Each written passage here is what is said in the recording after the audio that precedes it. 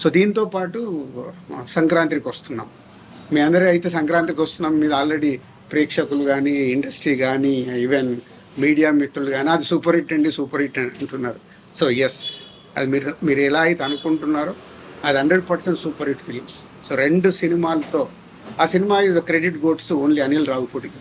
ఆ కథ చెప్పినప్పటి నుంచి ఆయననే అన్ని రకాలుగా మీదేసుకొని లేదు ఈ సినిమా రాజుగారికి, ఇప్పుడు నేను అన్నాను కదా, అంటే అనిల్తో నాకు జరిగిన సంభాషణ, ఎందుకు అనిల్ రిజల్ట్ దగ్గర ఏదో కారణం వల్ల పోతున్నాను, అది పోకూడదు అంటే ఆయన కూడా దాన్ని ఓన్ చేసుకొని, లేదు సార్ ఈ సినిమా మళ్ళీ F2 లాగా మన బ్యానర్లో ఇది సూపర్ డూపర్ హిట్ కొట్టాల్సిందని కథ చెప్పినప్పటి నుంచి అదే సంకల్పంతో చేసి మొన్నే చూపించాడు నాకు సినిమా.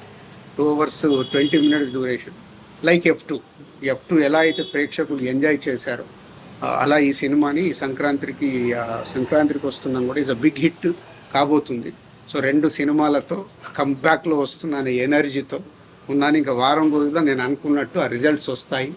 తెలుగు ప్రేక్షకులు ఆ సినిమాల్ని ఎక్కడో ఉంచుతారు, సక్సెస్ఫుల్గా ఒక లెవెల్లో ఉంచుతారు. మళ్ళీ సంక్రాంతికి దిల్ రాజు కంబ్యాక్ అని మీడియా మిత్రులు స్టేట్మెంట్లు రాస్తారు. అంత కాన్ఫిడెంట్గా ఉన్నాను.